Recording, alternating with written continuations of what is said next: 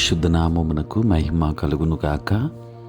క్రీస్తునందు ప్రియ దేవుని బిడ్డలారా, ప్రభువైన యేసుక్రీస్తు పరిశుద్ధ నామములో మీ అందరికీ ఈ ఉదయకాల శుభములు తెలియచేయచ్చు ఉన్నాను.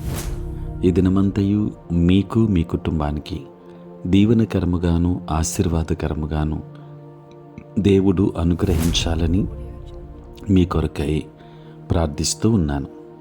నేటి దినము కొరకు ఏర్పాటు చేయబడిన దేవుని వాక్యము యోహాను సువార్త 17వ అధ్యాయం 3వ వచనం. అద్వితీయ సత్యదేవుడవైన నిన్నును నీవు పంపిన యేసుక్రీస్తును ఎరుగుటయే నిత్య జీవము. ప్రియులారా, నేటి దినము కొరకు ఏర్పాటు చేయబడిన ధ్యానాంశము నిత్య జీవం.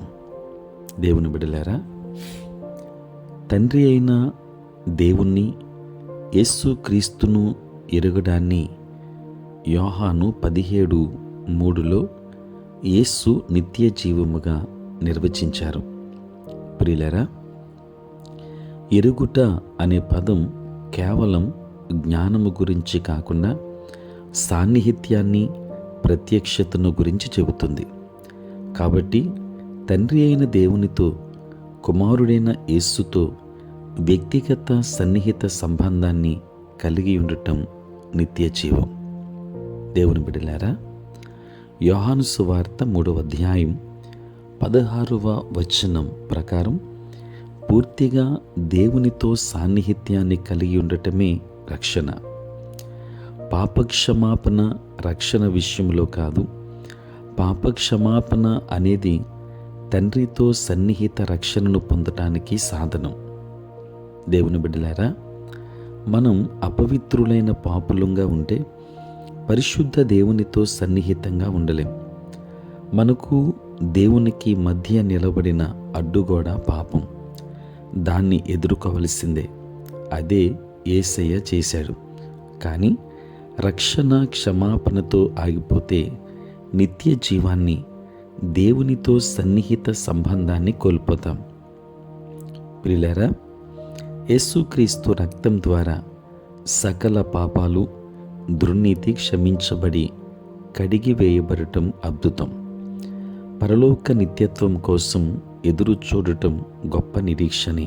అయితే ఈనాడు నీ రక్షణలోని అతి గొప్ప ఆశీర్వాదాన్ని అనుభవించగలవు. అదే తండ్రి అయిన దేవునితో, కుమారుడైన యేసుతో సన్నిహిత ముఖాముఖి సంబంధం. కనుక దేవుణ్ణి ఎరిగిన వారంగా ఉందాం. నిత్య జీవాన్ని పొందుకుందాం. దేవుడు మిమ్మును, మీ కుటుంబాన్ని బహుగా దీవించి ఆశీర్వదించును గాక. ఆమేన్. ప్రార్థన. పరిశుద్ధుడైన తండ్రి, ప్రేమ కలిగిన ప్రభువా, మీ పరిశుద్ధ నామమునకు వందనాలు, స్తోత్రాలు చెల్లిస్తున్నాం నాయన. రాత్రంతయు కాపాడి సంరక్షించి సుఖనిద్రను దయచేసి మా జీవితంలో మరి నూతన దినాన్ని మేము చూడగలిగే భాగ్యం మీరు మాకు అనుగ్రహించినందుకే స్తోత్రాలు. ఈ దినమంతా కూడా మీ సన్నిధి మాతో ఉంచండి. మీ ప్రసన్నత మాకు దయచేయండి. నేటి మా పనులలోనూ, ప్రయాణములలోనూ, పరిచర్యలోనూ మీరే తోడై ఉండండి తండ్రి. ఎంతోమంది రక్షణ లేక నశించిపోతున్నారు. వారికి రక్షణ భాగ్యాన్ని ఇవ్వండి. సమస్యలతో ఉన్న వారికి సమాధానమునివ్వండి. ఉద్యోగస్తులను, వ్యాపారస్తులను, కష్టపడి పని చేసుకుంటున్న బిడ్డలందరినీ దీవించండి. నేటి మా పనులలోనూ, ప్రయాణములలోనూ మీరే తోడుగా ఉండండి. పరిచర్యలో మీరు తోడుగా ఉండండి. మీ పరిచర్య చేయించిన ప్రతి సేవకుని, వారి ప్రయాణములను, పరిచర్యను దీవించండి. దేవా, అనుదినం ఈ ప్రాతకాలపు ధ్యానములలో ఏకీభవిస్తున్న ప్రతి ఒక్కరికి కావలసిన ఆశీర్వాదాలు దయచేయండి. పుట్టినరోజు, పెండ్లి రోజు జరుపుకొనుచున్న బిడ్డలను దీవించి నూతన ఆశీర్వాదాలు మెండుగా వారికి అనుగ్రహించమని ప్రార్థిస్తున్నాను. సార్వత్రిక క్రైస్తవ సంఘాన్ని ఆశీర్వదించండి. మీ పరలోకపు దీవెనలు మెండుగా కుమ్మరించండి.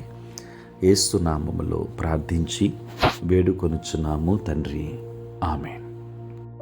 మన తండ్రి అయిన దేవుని ప్రేమ, కుమారుడైన యేసుక్రీస్తు ప్రభు యొక్క కృప, పరిశుద్ధాత్మ యొక్క అన్యోన్య సహవాసము, సంరక్షణ, కాపుదల ఇప్పుడు ఎల్లప్పుడూ సదా మీకును మీ కుటుంబం అంతటికి తోడై ఉండును గాక.